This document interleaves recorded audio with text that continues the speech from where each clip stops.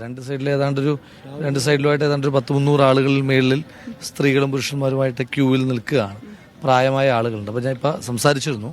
അപ്പം polling officer പറഞ്ഞത് ഈ കൂടുതലും ഏജ്ഡ് ആയിട്ടുള്ള ആളുകളാണ് വോട്ട് ചെയ്യാനായിട്ട് വരുന്നത്. അപ്പോൾ അവർക്ക് അസിസ്റ്റൻസ് കൊടുക്കേണ്ടി വരുന്നുണ്ടാകുന്ന ഡിലേ ആണെന്ന് പറഞ്ഞു. അപ്പോൾ ഞാൻ ഇവരുടെ ഒരു പ്രയാസം, വോട്ടർമാരുടെ ഒരു പ്രയാസം പോളിംഗ് ഓഫീസർ അറിയിച്ചു. അപ്പോൾ അത് സ്പീഡപ്പ് ആക്കാമെന്ന് പറഞ്ഞു. മിഷന്റെ ഒരു പ്രയാസം പറഞ്ഞില്ല. അല്ല, ഇത് അറിഞ്ഞിട്ട് വന്നതാണോ?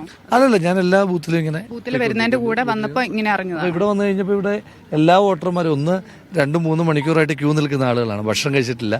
അപ്പോൾ അങ്ങനെയൊക്കെയുള്ള പ്രയാസവും വിഷമം ഇങ്ങനെ പറഞ്ഞപ്പം ഞാൻ സംസാരിച്ചിരുന്നു. അവർ പരമാവധി സ്പീഡാക്കാനുള്ള ശ്രമം മറ്റ് 2 ബൂത്തുകളിലും നല്ല പ്രയാസമില്ല, വളരെ പെട്ടെന്ന് നടക്കുന്നുണ്ട്. അപ്പം അത് പരിശോധിക്കാമെന്ന് പറഞ്ഞിട്ടുണ്ട്.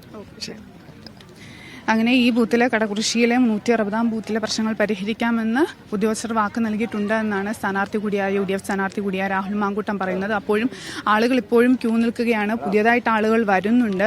ഈ ക്യൂവിൽ ഇങ്ങനെ നിൽക്കുക എന്ന് പറയുന്നത്, അതും ഭക്ഷണം കഴിക്കാതെ നിൽക്കുക എന്ന് പറയുന്നത് വളരെ ബുദ്ധിമുട്ടുള്ള ഒരു കാര്യം കൂടിയാണ്. അതുകൊണ്ട് തന്നെ ഉടനടി ഒരു നടപടി, വേഗം ഇവരുടെ ഓരോരുത്തരുടെയും വോട്ടുകൾ ചെയ്ത് അവർക്ക് വേഗം വീട്ടിൽ പോകണം.